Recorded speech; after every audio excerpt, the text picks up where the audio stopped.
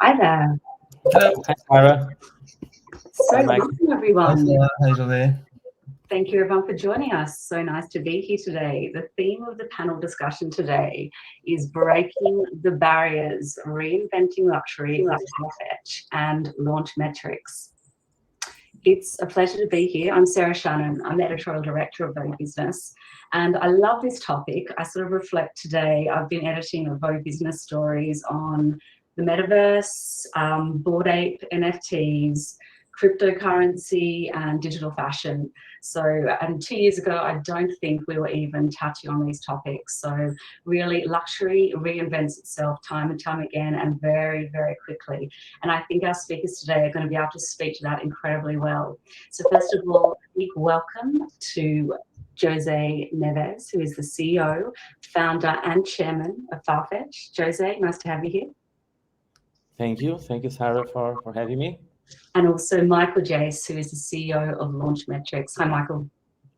Hi, Sarah. Thank you for having me too. Hi, José. Happy to So, be José, here. let's start with you. It's really interesting. I think our audience today will think of you as the CEO and founder of a luxury retailer. But in fact, as a platform, you do a lot more than that. I know, for example, that you work with Chanel.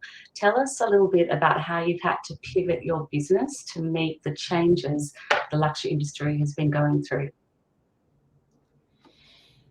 Yeah, it's a great question, Sarah. I think, I always started Farfetch with the mission to really be a connector between two worlds, the world of fashion and the world of digital. And I've been in those two worlds all my adult life. I started as a software engineer when I was 19. Then I became a shoe designer when I was 22. This is in the 90s. That's how old I am. And then I always wanted to really bridge these two worlds, bring these two worlds together.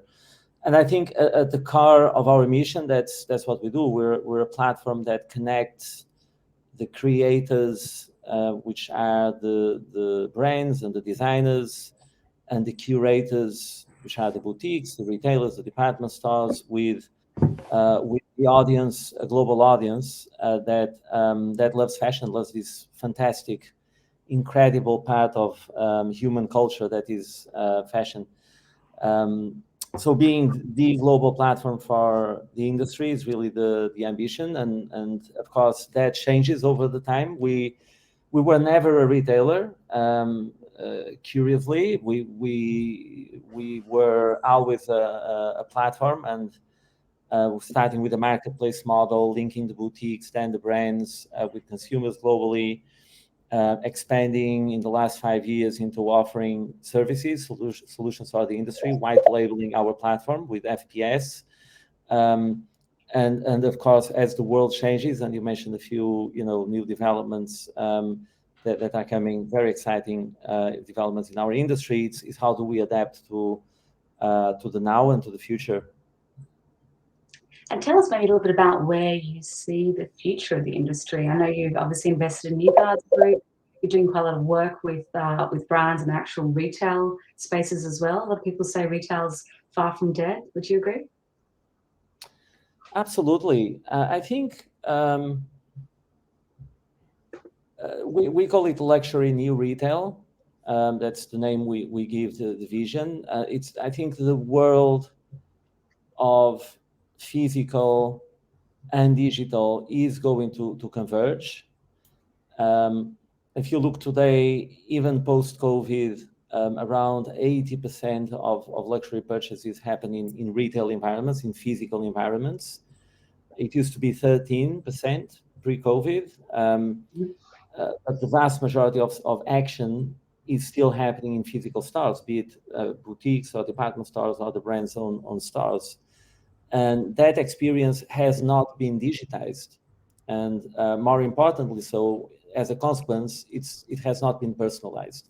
It's a very anonymous experience. You pop in a store, unless you're a VIP customer in your city and you go always to the same store. If you're a top customer from a brand and you happen to visit that brand in another city, they just won't know you. And so there's zero personalization. which is something that digitally we can do very successfully, but in physical stores hasn't been done so far. In fact, they operate as they used to operate in the 90s. Maybe they have a better, faster credit card machine, but but there's very little digitization and personalization of the experience. I think actually that's the biggest next frontier. And then if you go to the other extreme, to the other spectrum, the other side of the spectrum, obviously you have the metaverse, digital worlds, the world of NFTs, cryptocurrencies, which is pushing the boundaries in the other direction. So I think the boundaries are being pushed on both directions. You know, how do we reach out to the part of the experience, of the user experience, that is stuck in the past, bring it and integrate it with the world of digital, which now itself is being pushed beyond apps and beyond mobile to the metaverse. And our mission is really to continue to be the bridge, the connector between those two worlds, and help designers, small brands, big brands, consumers navigate all of that. So I hear that message loud and clear about personalization. I wonder, Michael, you work a lot with the big luxury brands on sort of tracking their brand performance. What do you think about the benefits are then of joining forces and teaming up with different platforms for brands and also ultimately all their competitors? Well, I think that it's a question of time, of course, again, and well, we've been really seeing growing the power of collaboration and that ultimately drive brand performance, right? Especially in the recent years. Mm-hmm. It's been obvious brands had to really push and find other way to connect with their audiences, and as José was saying, these audiences, some of them are pretty much advanced, some of them are like very traditional. So collaboration can be also a way to connect all of them, right? And I think it's a good way. It's been really like a big hit in 2021 and in 2022. We see brands coming together to join forces and reach common goals that are like obviously offering a different perspective, increasing, reaching out to a new type of audience or sending a different message to the same audience. And of course, it's really enrich the brand narrative, and it helps again to break the barriers that José was mentioning. We've been seeing a lot of examples, and as we are like really focusing on the data, you know, we've got an indicator that is media impact value that really helps evaluate the strength of this movement. So just some examples about that, like for example, if you take Sephora with one side, you know, the brand of Patrick Star. Again, it's about like reaching an audience that you cannot reach immediately with your own voice. And with our media impact value, we've been evaluating the fact that it's bringing more than 10 million of media impact over 1 month, which is a nice result, right? Mm-hmm. Another example can be what Versace and Fendi have been doing with Fendace. Basically, it's also even easier to evaluate the power of that. It's like we evaluated like 10 million, again 10.1 million of media impact value, which is basically more than the entire coverage of any single brand showing at Milan Fashion Week, except right. So it's really I mean the return on investment is really huge. And the last example I would like to take is Gucci and the North Face. So we're talking about like a media impact value that is around $15 million. And again, the value in terms of media impact is important, but in terms of creativity, in terms of unexpected mashups, in terms of how you are perceived by the consumer, it was like super interesting. Yeah, I see a lot of future in like joining the force together in 2022. I know a lot of the brands we talk to, I mean, customer acquisition is so important for the brands, and they spend a lot of time and energy on their own channels. So I know that, you know, Michael Kors spends a lot of money on its own YouTube, and everyone wants more eyeballs on its own space. But this kind of, what you're talking about here, this kind of collaboration feels really important. How do you see brands shifting their focus just beyond their own channels, or is it a bit more across platform? Yeah, I think again in the recent years, brands have been starting to understand the power of their own voice. Yeah. Yeah, that of course Farfetch has been discovering like but before. But I think that like the fact of brand becoming a media, relying more on their own media, has been like very obvious in the last years. If you take a brand like Dior, been like super successful into doing that. So I think that the next stage is finding the right balance, right? What we see that the brands that are really very successful, they've got what we call the healthy voice mix, which is a balance mix between the different voices, their own voice, the one of their partners, influencers, celebrity. I think that finding this right mix is really what drives brand performance. Because what is obvious is that in the last 5 years, the number of touch points has been multiplied by 3. And will probably double in the next 3 years. But in the same time, the budget and the marketing budget, they stay the same, or they even reduce a little bit. So you have to do more with less. Yeah, so you it's not just Instagram anymore. Try TikTok. Yeah. Last year, and probably will not be what will work next year. So that's the reason why really understanding the mix is critical. And to be clear, I think that most brands don't have a clear vision of what is their mix in terms of different voices today. And perhaps, José, back to you. What do you think then about, as Michael talks about, having a brand mix is quite important for the sort of marketing budgets of brands? I know equally a lot of the luxury brands talk a lot about, getting off the wholesale train and having a really direct relationship with the customer, and it all being about DTC and the directly owned retail. How do you, as a sort of an aggregator of a whole lot of different brands, sort of convince those major players to come onto Farfetch? And do you see that changing? So I think, we are a direct-to-consumer channel for the brands. So we have 600 what we call e-concessions. So these are the brands selling directly to consumers. These 600 brands include our top brands from all the carrying brands, Gucci's, Balenciaga, Saint Laurent's, but also LVMH brands like Fendi, Burberry, Prada, etc., etc. So they're all selling directly to consumer on our platform. So that's how they see us as fundamentally different from wholesale. So the movement definitely is divesting and moving away from online wholesale, where the brands feel they have little control over merchandising, pricing, access to customer information, customer data, and visibility, moving to more direct-to-consumer channels. And this is what we're seeing. We're seeing our direct-to-consumer business with the brands growing very, very fast at triple digits year on year for our top 10 brands. So the brands are doubling down on Farfetch as a direct-to-consumer channel, but also as a media channel. And this is something that is maybe unknown to the audience, but since we're talking about media channels, we have a media solutions business, and we've done collaborations, and we have as advertisers essentially over 100 brands, from Gucci to Balenciaga, Moncler, Prada, Burberry, and the brands are discovering that our audience is very unique, is incredibly qualified, because first, a lot of them are customers, so they are spending on average $600 on our platform, which is higher than most online luxury platforms.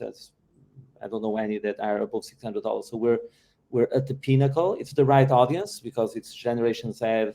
Vast majority is Generation Z and millennials. A global audience, including China, critical markets for the brands, and the brands are seeing what some call the jargon they call retail marketing, right? But being on platforms that mix e-commerce with media is very, very powerful. Not just Farfetch, you see brands embracing that with Alibaba, for example, in the luxury pavilion, where typically 2/3 of the brand spend is not commissions, it's actually on media on the Tmall platform, right? So And this in a world where you have IDFA, you have restrictions, restrictions on tracking customers, retargeting, remarketing. Brands are going to take budget away from platforms that like Facebook or Snap, etc., where it's harder to retarget, and moving to platforms that have more first-party data and where you have your audience, including Vogue Business, for example, or Vogue in general. So I think it's good for native vertical publishers or e-commerce destinations such as Farfetch, because the brands know that we have the audience, and the returns on investment are spectacular. So actually, we're seeing this year a very big step up in terms of the spending from these brands on our platform in terms of media, and of course participation in terms of e-commerce as well. What are some good examples of that type of media? Like, what's a recent media campaign that you have on Farfetch that was paid for by a brand? So we, for example, with Gucci, we have a multi-year approach.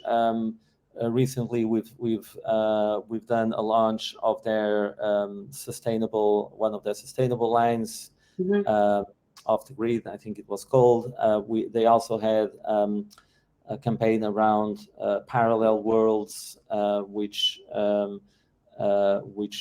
we did together with Burberry. We did the new Olympia handbag, where we had a virtual world, like a metaverse experience within Farfetch, that we've created for users to go and explore. Just to give examples, with Richemont, we did AZ Factory, we did the launch of in a 360 degrees activation, including, but that's the other thing we can do that normal publishers cannot do. We can push it with private clients, for example, with our VIP clients. We can do offline events. We can do live streams with our top 100 customers around the world, where we introduce a product. So we can go beyond the traditional media suite of inventory and products, and we can offer like really bespoke activations for the brands. And of course, they can then back it up with the more traditional programmatic, either banner or an insert on an email, etc. So it all goes together. But we can, and innovation partnerships as well. So like really pushing the boundaries and innovating with the brands. With Chopard, for example, we did an AR virtual try-on experience for their latest launch. So we very often mix innovation into the campaign, and that's something, because we are a tech platform. We have 2,000 engineers in the company. We're really able to go one step further and activate these media partnerships in a big way with great return on investment. Yeah, 2,000 sounds like a tremendous number of engineers, but the pace, like we say, it moves so fast, and all the VR. Do you have to connect with outside sort of smaller tech companies to bring in this kind of technology? How do you kind of keep abreast of all the cool innovation that happens? Of course, absolutely. I believe innovation has to be an open ecosystem. Yeah.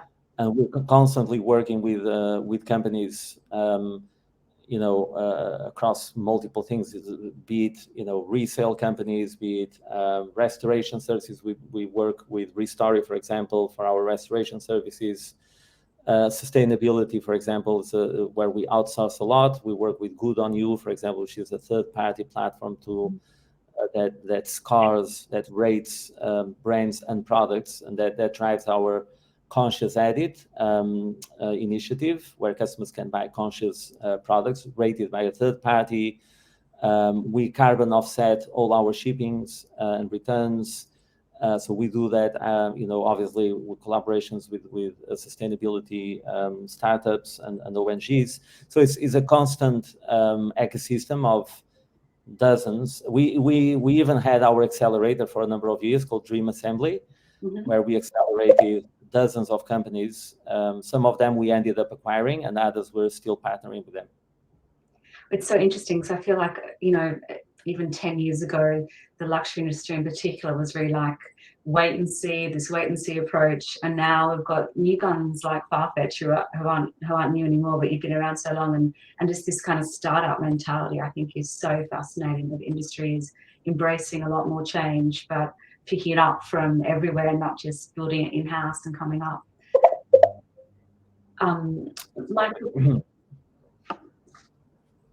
Michael, perhaps over to you. What are your thoughts a little bit on, talking so much about startups and this new digitization that's happening? Where do you think the industry is headed in terms of technology and its ability to reinvent itself? So, well, if we just focus, there are of course, a lot of directions it can take, but one of the topic that is one of the topic we are really focusing on with Launchmetrics, and I guess that was also one of the topic that José mentioned is the bridge between physical and digital, right? The phygital world, and with two different dimensions. Some brands that are late, some others that are already in the metaverse, and the industry that is in between. But again, I think that on this physical, phygital side, I think that when it comes to retail, more specifically, we are not already quite there in terms of creating a real omni-channel experience, right?